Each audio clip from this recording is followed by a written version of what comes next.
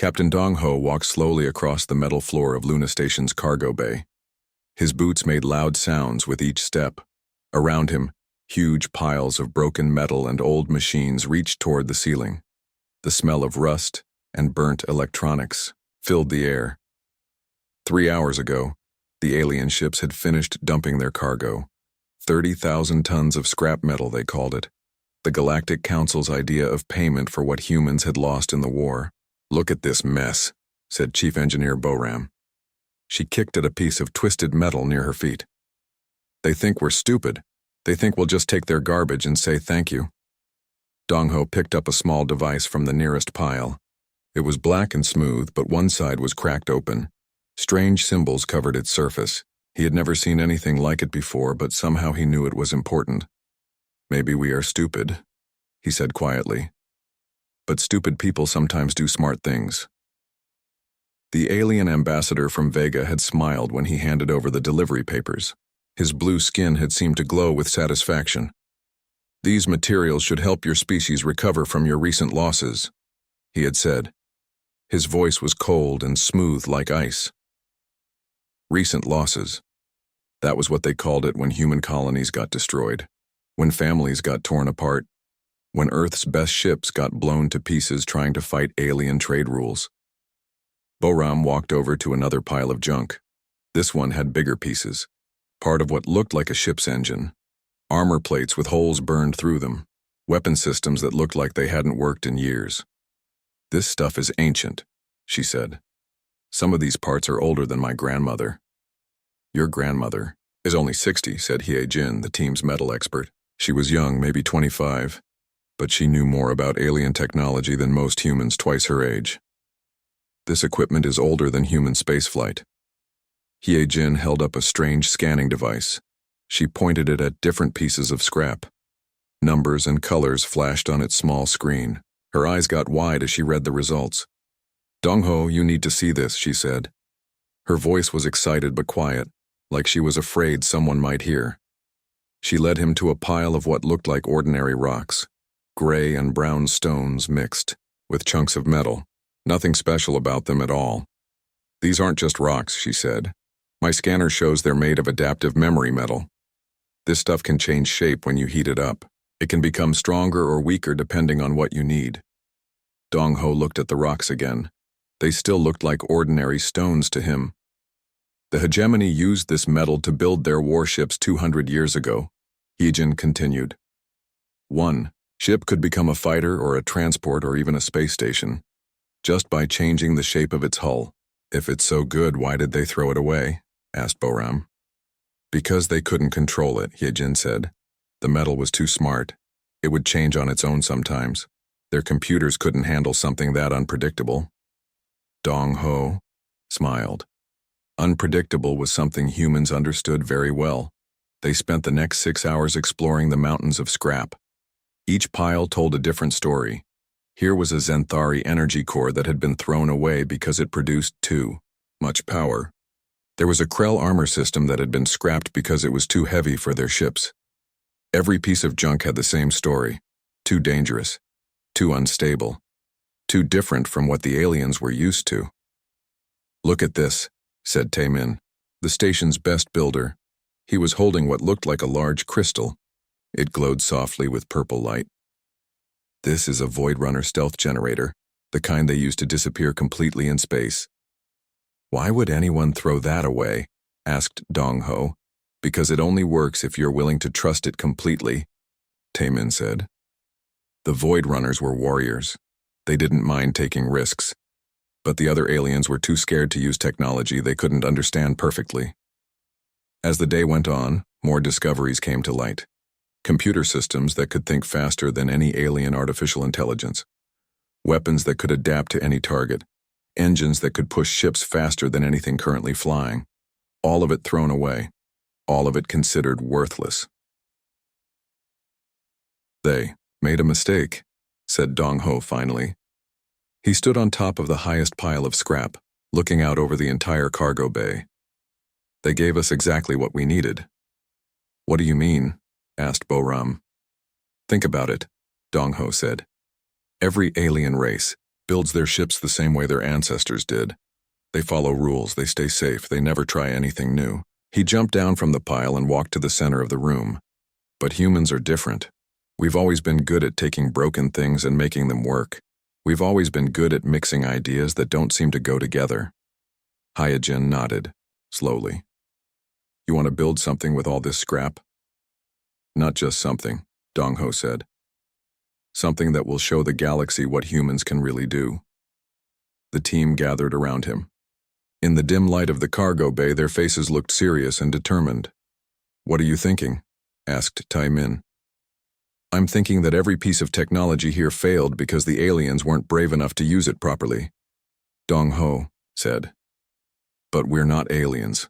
We're humans. We specialize in making the impossible work. Boram looked around at the piles of scrap. You want to build a ship. I want to build the ship, Dong-ho said. I want to take every discarded innovation, every failed experiment, every piece of technology they were too scared to use and put it all together. That's crazy, said Hyojin. But she was smiling.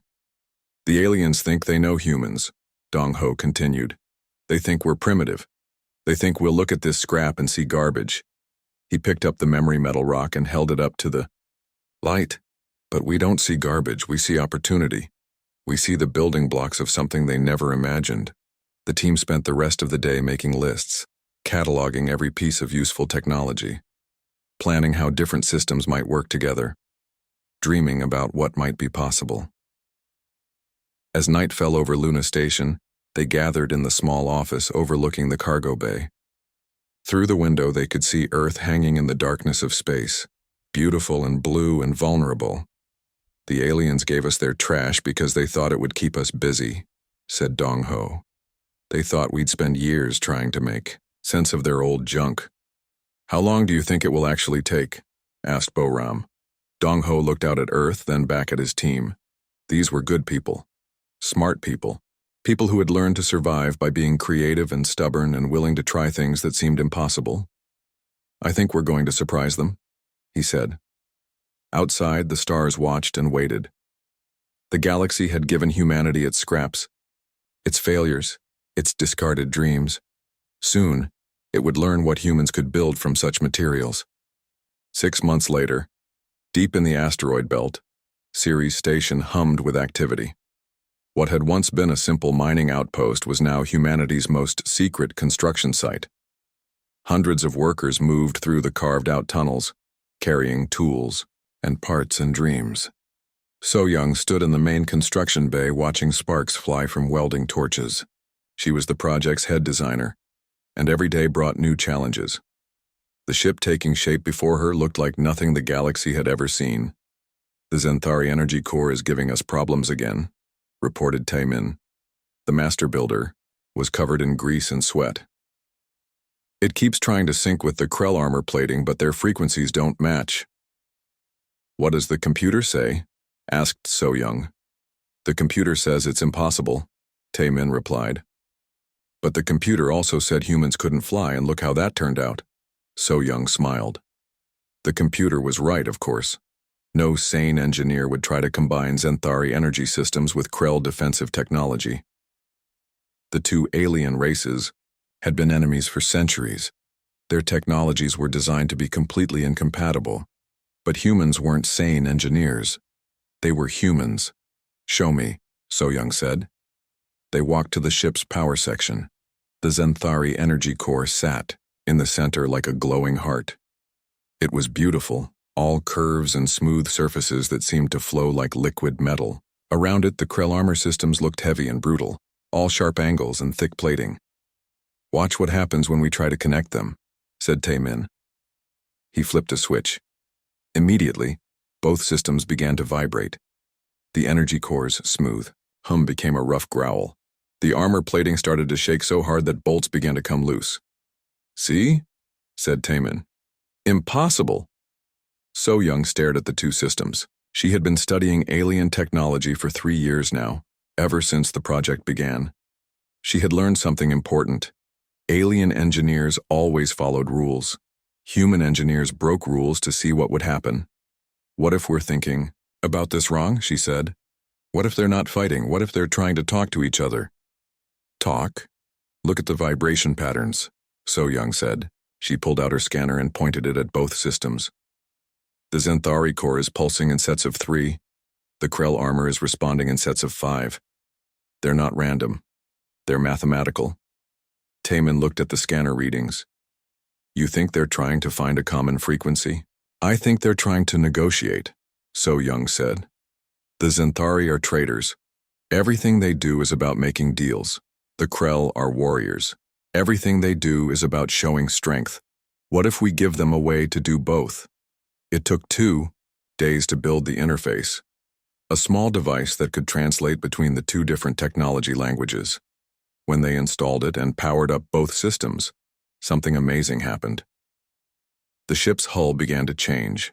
The smooth Zenthari curves and the angular Krell plating started to blend together. The result was something new, something that looked both elegant and powerful. It's learning, whispered Hyojin, watching the transformation through the observation window. The hull is adapting to optimize both systems. Min Ho, the weapons specialist, ran over from his workstation. The targeting computers just came online, he said, excitement in his voice. But they're not following any known programming. They're writing their own code. This was the secret that the aliens had never discovered. Their technologies weren't incompatible because they were enemies. They were incompatible because each race was too proud to let their systems learn from others. Humans had no such pride. They were happy to let alien technologies teach each other new tricks. Jiwoo, the ship's designated captain, spent her days in the simulator room. It was built from navigation computers salvaged from 12 different alien species. Each race had their own way of fighting in space. The Zenthari used speed and cunning. The Krell relied on heavy weapons and thick armor. The Void Runners specialized in stealth and surprise attacks. Jiwoo was learning all of it. Run Combat Scenario 7 again, she said to the computer. The simulator created a battle against 6 Altarian destroyers. In real life, such a fight would be hopeless for a single human ship. The Altarians had been conquering space for thousands of years. Their tactics were perfect. But Jiwoo wasn't using human tactics or Altarian tactics. She was using everything at once. She attacked like a Zenthari, using speed to confuse the enemy. Then she defended like a Krell, letting their heavy weapons bounce off adaptive armor. When the Altarians tried to surround her, she disappeared, like a Void Runner, only to reappear behind them with guns blazing. The simulation ended with all 6 enemy ships destroyed. Jiwoo's ship had barely been scratched. Impossible, said the computer. No single ship could defeat 6 Altarian destroyers. Tell that to the destroyers, Jiwoo replied. While the ship grew around them, the team faced constant dangers. Experimental systems exploded without warning. Alien technologies sometimes produced toxic gases. Yanwoo, the safety coordinator, kept a careful count of injuries and close calls. 17 broken bones this week, she reported to Dongho. 23 cases of radiation poisoning. And Minho almost got sucked into a micro-black hole when that hegemony gravity generator malfunctioned. But nobody died, said Dongho. Nobody died, Yanwoo agreed. Though I'm not sure how. The answer was simple. Humans were very good at surviving things that should have killed them. It was one of their best skills. As the months passed, word of the project spread through humanity's secret networks. Volunteers arrived from all over human space. Engineers who had been fired for being too creative. Scientists who had been rejected for asking dangerous questions. Builders who dreamed of making something impossible. They came to Ceres Station and got to work. Kyung-sik was a cultural expert who insisted that human values be built into the ship's design. Alien vessels are tools of conquest, he said. This ship must be different. It must protect, not just destroy. So they designed weapon systems that could disable instead of kill. They built shields that could extend to protect other ships. They created an AI that would value human life above military objectives. The AI was perhaps their greatest achievement. It was based on human neural patterns, using quantum processors salvaged from hegemony ruins. Yunha volunteered to be the template, allowing her consciousness to be scanned and copied. "I can feel the ship thinking," she said after the first successful interface test. "It doesn't just follow orders. It understands why the orders matter." The AI spoke with Yunha's voice, but it was something new. Part human, part machine, and entirely dedicated to protecting humanity and its allies. As the ship neared completion, even the skeptics had to admit something special was happening. The vessel that emerged from their work defied every principle of galactic ship design. It wasn't built to intimidate like a Krell dreadnought or to impress like a Zinthari cruiser. Instead, it was built to adapt, to survive, to find solutions that others couldn't imagine. "What should we call her?" asked Dong Ho as they stood in the completed bridge. The bridge was a perfect example of human engineering philosophy. Control stations from 6 different alien races had been integrated into a single seamless workspace. Each system had kept its strengths while learning to work with the others. "Phoenix," said Jiwoo without hesitation, "because we built her from the ashes of everything they threw away." The ship was ready for its first test flight. In the past 18 months, humanity had taken the galaxy's garbage and forged it into something unprecedented. Every alien innovation that had been deemed too dangerous, too unstable, or too unpredictable had found new purpose. But the real test wasn't whether the ship could fly. The real test was whether the galaxy was ready for what humans could accomplish when they put their minds to it. Outside Ceres Station, the stars waited. Soon, they would witness the birth of something that would change the balance of power forever. The Phoenix was ready to rise. The Phoenix hung in space like a dark jewel against the stars. From the outside, it looked impossible. The ship seemed to change shape depending on how you looked at it. Sometimes it appeared sleek and fast like a Zinthari cruiser. Other times, it looked massive and strong like a Krell battleship. Captain Jiwoo sat in the command chair, her hands resting on controls that responded to her thoughts as much as her touch. Around her, the bridge hummed with quiet activity. Every station was designed to work with every other station. No single system could fail without the others adapting to compensate. "All systems show green," reported So Young from the engineering station. "The adaptive hull is responding perfectly.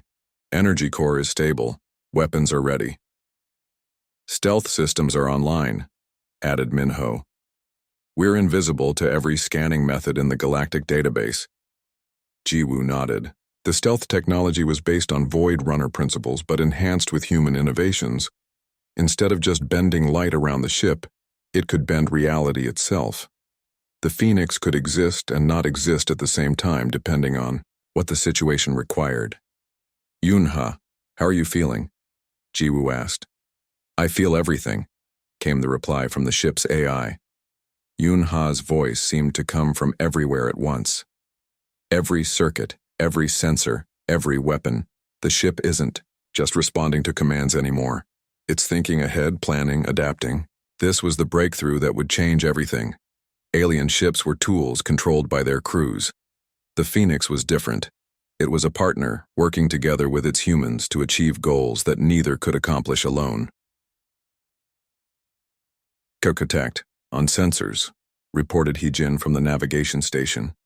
3 ships approaching from the galactic core. Configuration matches Zinthari patrol vessels. Jiwoo felt her heart rate increase. This was the moment they had all been preparing for. The first real test of what they had built. "Can we avoid them?" she asked. "Easily," said Minho. "Our stealth systems are generations ahead of their sensors." "No," Jiwoo said firmly. "It's time to see what we've really created." The 3 Zinthari ships approached Ceres Station with the casual confidence of a superior force. They were beautiful vessels, all flowing lines and graceful curves. Each one was twice the size of any human ship ever built. Admiral Wu Jin commanded the lead vessel. He was an experienced officer who had spent decades patrolling the outer rim of Zinthari space. In all that time, he had never encountered anything that challenged his understanding of space warfare.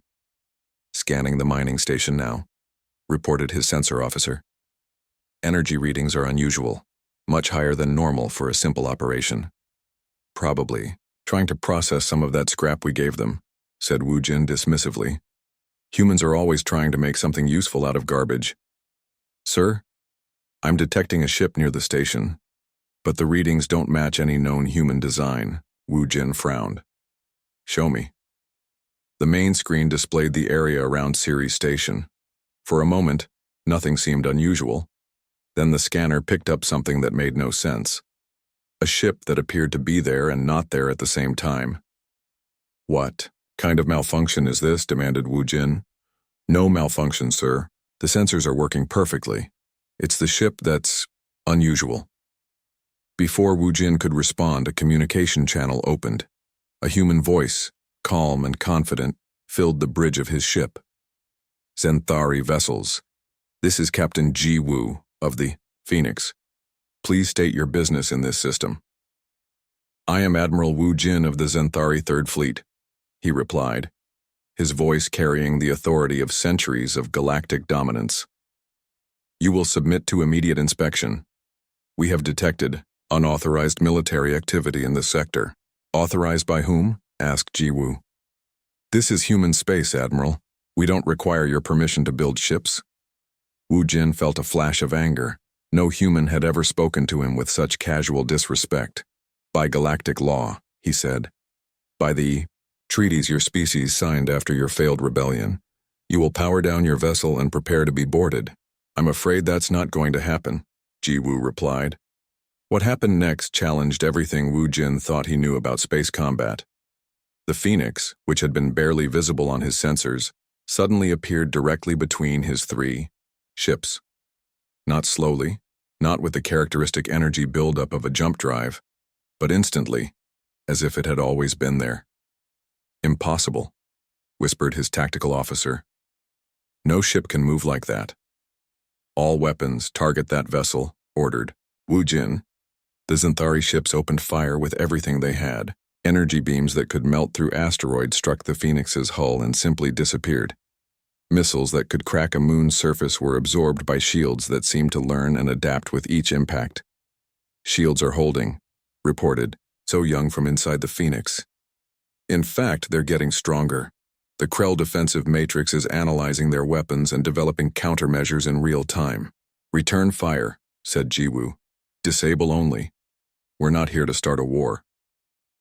The Phoenix's weapons were unlike anything the galaxy had ever seen. Instead of trying to overpower the Zenthari shields, they found weaknesses, tiny gaps in coverage that existed for microseconds, frequencies that the shields couldn't adapt to fast enough. The first Zenthari ship lost power to its engines. The second found its weapons offline. The third discovered that its navigation systems were no longer responding to commands. All three ships were helpless, but none were destroyed. Their crews were alive and unharmed.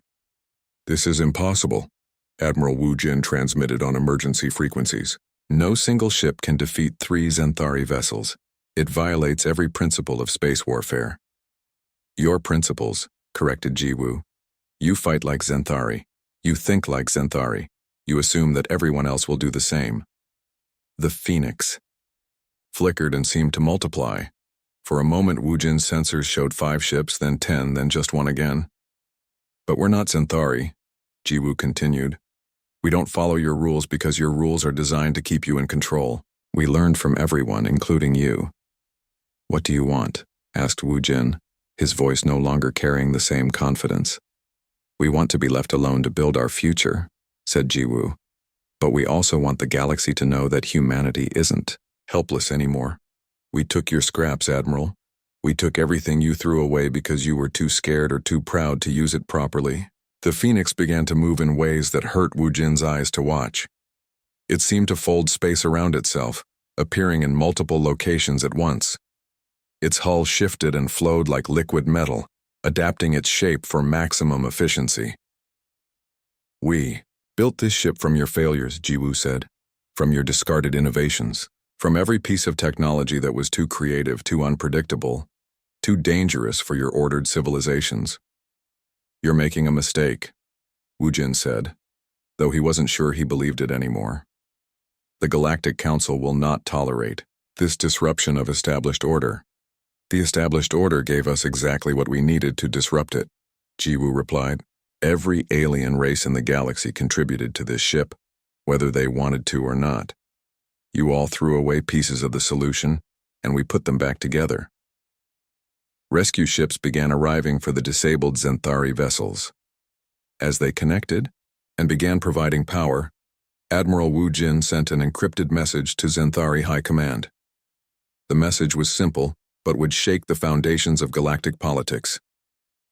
Humans have built something new, something that makes our assumptions about space warfare obsolete. Recommend immediate council session. The Phoenix watched the rescue operation with patient interest. Its sensors recorded every detail of Zenthari ship design, every frequency of their communications, every tactical response to an unexpected situation.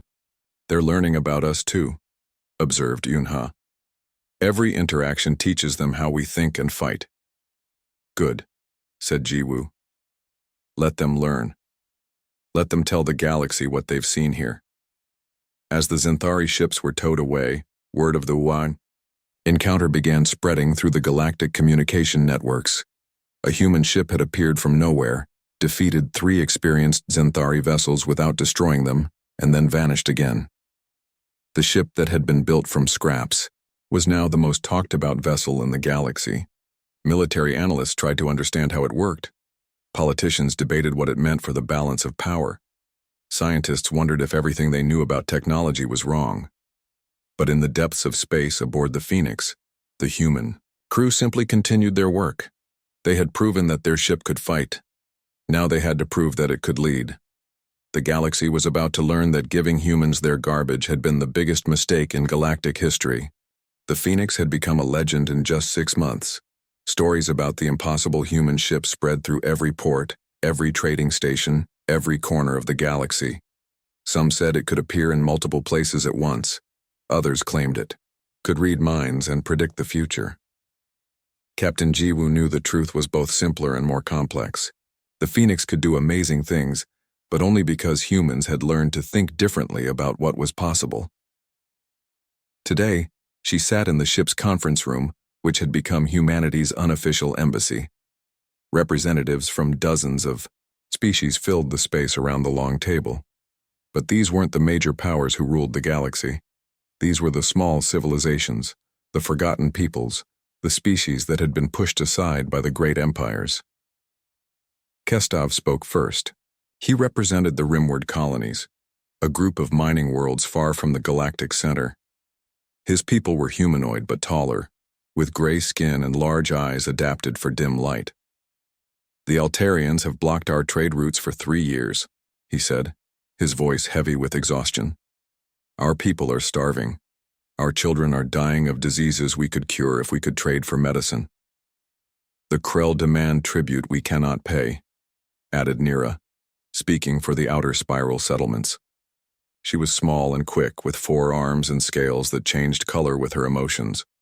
Right now they were deep blue with fear. They threaten to destroy our worlds if we refuse. We have nothing left to give them. More voices joined in.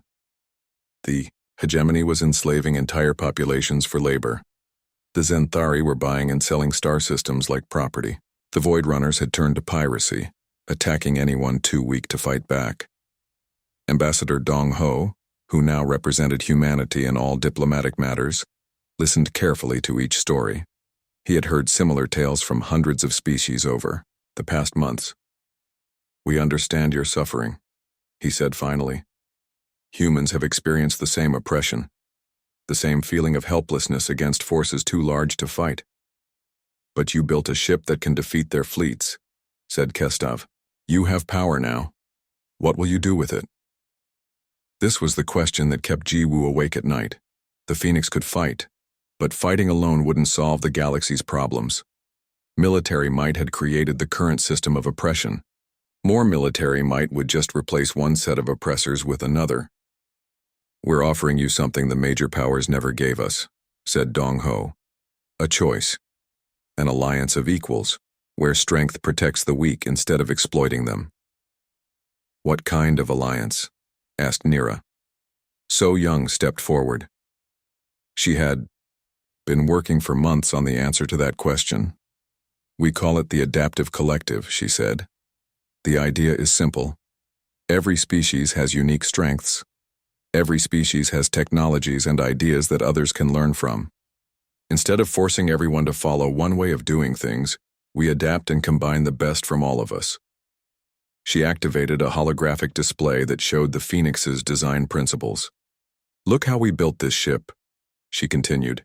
Zenthari, energy systems, Krell armor, Void Runner stealth, hegemony computers. Each piece was considered worthless by its creators, but when we combined them and let them learn from each other, they became something greater. The same principle can work for civilizations, added Jiwoo. Your mining technology, Nira's agriculture, humanity's adaptability, everyone's unique. Perspectives. Together, we're stronger than any empire. The representatives looked at each other uncertainly. The concept was appealing, but they had learned to be suspicious of promises from powerful species. What do you want in return? Asked Kestov. Nothing, said Dongho. That's the point. This isn't about conquest or control. It's about mutual protection and shared growth. Over the following weeks, word of the proposed alliance spread through the galaxy's smaller civilizations. The response was overwhelming. Species that had been crushed under the weight of the great empires began to hope again, but the major powers were not going to accept this challenge quietly. The emergency session of the Galactic Council lasted for 3 days. Representatives from the Zenthari, Altarians, Krell, Hegemony, and Void Runners argued about how to respond to the human threat. They violated every treaty they signed after their rebellion, declared Chancellor Vex of the Altarian Republic. His species looked like tall, thin humans with silver skin and no hair. Their ship represents an illegal militarization that cannot be tolerated. More importantly, added General Thane of the Krell Empire, they're disrupting the established order. These minor species are beginning to believe they can challenge us. General Thane was typical of his species, large and powerfully built, with thick gray skin and prominent bone ridges. The Krell had conquered half the galaxy through pure military might, and they saw any challenge to their authority as an act of war.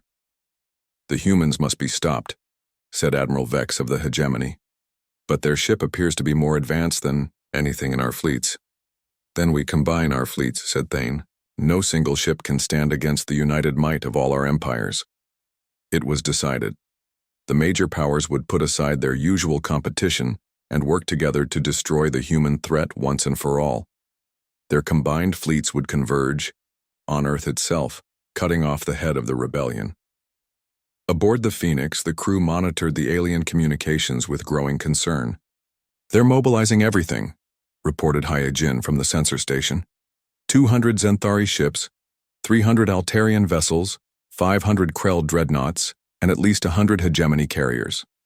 Plus an unknown number of Void Runner stealth ships, added Minho. This is the largest military force ever assembled in galactic history. Jiwoo stared at the tactical display. Even the Phoenix couldn't fight against odds like that. The ship was powerful, but it wasn't magic. How long until they reach Earth? She asked. 6 weeks, said Yunha. But Captain, I'm detecting something else. Ships are moving throughout the outer rim. Small vessels, mostly civilian, but they're all heading toward Earth. Who are they? Asked Jiwoo. The answer came from Dongho, who had just received a priority message from the rimward colonies. They're our allies, he said, his voice filled with wonder. Every species we've talked to, every civilization that joined the adaptive collective, they're coming to help defend Earth. But they don't have military ships, protested Hyojin. Most of them barely have weapons. No, said So Young, understanding dawning in her voice. But they have technologies, they have ideas, they have the same adaptive principles we used to build the Phoenix. Over the next month, something unprecedented happened in human space. Ships from dozens of species arrived in the Sol system, each bringing their unique contributions to the defense of Earth. The rimward colonies brought mining equipment that could be converted into planet-cracking weapons. The outer spiral settlements provided agricultural processors that could create clouds of spaceborne organisms to confuse enemy sensors. Other species contributed their own innovations, but more importantly, they brought engineers and scientists who understood the Phoenix's design philosophy. Working together, they began building ships that combined technologies from multiple species. Each vessel was unique, expressing the cultural values of its builders while incorporating adaptive systems that could learn and evolve. None were as advanced as the Phoenix, but together, they represented something the galaxy had never seen: a truly cooperative defense fleet. "They're not just copying our design," observed So Young as she watched the construction activities around Earth. "They're improving on it. Each species is adding their own innovations." When the combined alien fleet arrived at the edge of human space, they expected to find Earth defended by a single experimental ship and whatever primitive vessels humanity could scrape together. Instead, they found an entire fleet waiting for them. Dozens of ships that defied classification, each one a unique blend of technologies and philosophies. At their head, the Phoenix hung in space like a dark star, its hull shifting and adapting as it prepared for the battle that would determine the galaxy's future. Admiral Wu Jin, commanding the Zenthari forces, stared at the display in disbelief. "How many ships?" he asked his sensor officer. 67 confirmed, came the reply. "But sir, I can't classify any of them. They don't match any known designs." The Battle of Sol was about to begin, and for the first time in galactic history, the established powers weren't sure they would win. The largest military fleet in galactic history hung in space just outside Earth's solar system. Over 1,000 ships from the 5 major powers, their hulls gleaming with the confidence of species that had ruled the galaxy for millennia. Admiral Wu Jin commanded the Zenthari contingent from his flagship, the Eternal Harmony. General Thane led the Krell forces from the massive dreadnought Bonecrusher. Chancellor Vex directed the Altarian fleet from the elegant cruiser Silver Dawn. Each commander was certain that their combined might would crush the human rebellion in hours. They had not expected to face an organized defense. Captain Jiwoo stood on the Phoenix's bridge, watching the enemy formation through the main viewer. Behind her ship, 66 vessels of the Adaptive Collective waited in loose formation. Each one looked different, reflecting the species and philosophy of its builders. "They outnumber us 15 to 1, observed Hyejin from the sensor station. "Numbers don't tell the whole story," replied Jiwoo. "They're thinking like empires. Massive fleets, overwhelming firepower, traditional tactics. But we're not fighting like an empire." "How are we fighting?" asked Minho. Jiwoo smiled. "Like humans, like survivors. Like people who learned that the best solutions come from working together." The communication channel crackled to life. General Thane's voice, deep and threatening, filled the bridge. "Human vessels, you are vastly outnumbered. Surrender now and your deaths will be quick." "General Thane," Jiwoo replied calmly. "I remember reading about Krell military doctrine. Your people believe that the strongest should rule over the weak. Is that right?" "Strength determines survival," Thane growled. "The weak exist only to serve the strong." "Interesting philosophy," said Jiwoo. "Let's test it." The Battle of Sol began with a maneuver that no military academy in the galaxy had ever taught. Instead of forming battle lines or attempting to outflank the enemy, the Adaptive Collective fleet did something unprecedented. They scattered. Each ship moved in a different direction, following no apparent plan. To the alien commanders, it looked like chaos, like panic.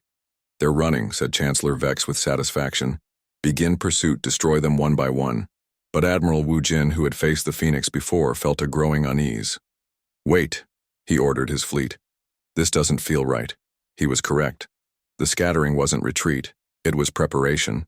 The Phoenix vanished first, disappearing from all sensors as its stealth systems activated. Then the other ships began to fade from detection one by one. Not all of them had perfect stealth, but they didn't need it. They just needed to become hard to target precisely. "Where are they going?" demanded General Thane. The answer came from everywhere at once. The Rimward Colony's mining ship appeared directly beneath the Krell flagship, its industrial cutters slicing through armor that had never been designed to resist such focused, precise attacks. Before Thane could respond, The mining ship vanished again, protected by stealth systems borrowed from Void Runner technology. 3 Altarian cruisers found themselves surrounded by agricultural processors from the outer spiral settlements. The ships released clouds of engineered organisms that ate through hull plating while disrupting electronic systems. When the cruisers tried to burn off the organisms with their energy weapons, they discovered that the creatures fed on energy. "This is impossible," said Chancellor Vex as his ships tried to fight enemies they couldn't see or understand. "No species fights like this." "Because no single species developed these tactics," came Jiwoo's voice over the communication channel. "We learned from all of you. Synthari speed and cunning, Krell strength and determination, Altarian precision, hegemony coordination, even Void Runner stealth and surprise."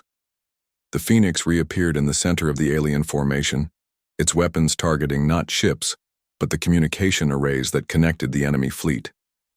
Within minutes, the carefully coordinated alien force became a collection of individual vessels, each fighting alone. "You took our best innovations and threw them away because they didn't fit your rigid thinking," Jiwoo continued as her ship danced between enemy weapons fire. "But we took those same innovations and let them teach each other." The battle that followed was unlike anything in recorded galactic history. Instead of massive formations clashing in predictable patterns, it became a fluid dance of adaptation and counter-adaptation. A Krell dreadnought would target an enemy ship, only to discover that its target had changed shape and function while it was aiming.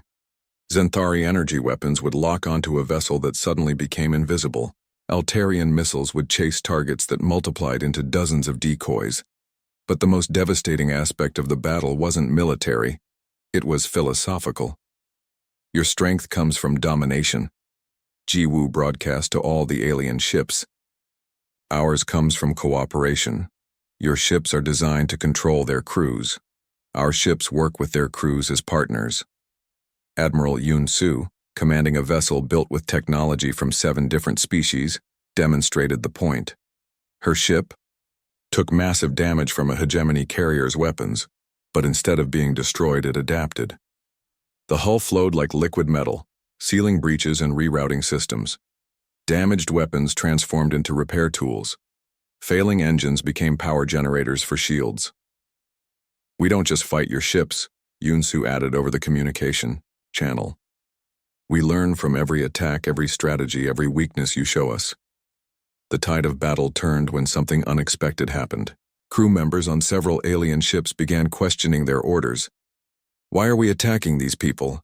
asked a young Zenthari officer aboard the Eternal Harmony. "They're not trying to conquer us. They're trying to protect smaller species from being oppressed." "Because they threaten the established order," replied Admiral Wu Jin, but his voice lacked conviction. "What if the established order is wrong?" the officer pressed. "What if we're the ones oppressing innocent people?" Similar conversations were happening throughout the alien fleet. The humans had done more than just build better ships. They had demonstrated a better way of thinking about power and responsibility. The battle lasted 4 hours. When it ended, not a single ship had been destroyed on either side. But the balance of power in the galaxy had changed forever. "We surrender," transmitted General Thane, his voice heavy with defeat and confusion. "But I don't understand. You could have destroyed us all, why didn't you?" "Because that's not who we are," replied Jiwoo. "We didn't build these ships to conquer. We built them to protect, to show that there's another way to be strong." The Phoenix moved slowly through the disabled alien fleet, its repair systems extending to help damaged vessels. Other ships of the Adaptive Collective did the same, offering aid to the very enemies who had come to destroy them. "This is what we learned from your discarded technologies," Jiwoo broadcast to all ships, friend and foe alike. "Every piece of scrap you threw away taught us something about working together instead of fighting alone." In the months that followed, the galaxy began to change. The old empires found their authority challenged not by military might, but by the simple demonstration that cooperation worked better than domination. Species that had been oppressed for centuries began to assert their independence. Trade routes opened between civilizations that had never spoken before. Technologies were shared freely instead of hoarded for competitive advantage. The Phoenix continued to patrol the galaxy, but It was no longer alone. Hundreds of ships built on adaptive principles sailed between the stars, each one unique but all sharing the same basic philosophy. That diversity was strength, that cooperation was more powerful than conquest, and that any civilization could rise if given the chance. Admiral Yun-Su, now commanding a fleet of ships from 30 different species, often reflected on how it all began. "They wanted to give us garbage and keep us contained," she said to her mixed crew of humans and former enemies who had become allies. "Instead, they gave us the tools to free the galaxy." The ship that had been built from scraps had become the symbol of a new age. Not because it was the most powerful weapon ever created, but because it proved that in the right hands, even the galaxy's discards could forge a better future. And in the deepest archives of 1,000 worlds, historians would record that the most feared battleship in the galaxy had been born not from conquest, but from humanity's refusal to accept that anything, or anyone, was truly worthless.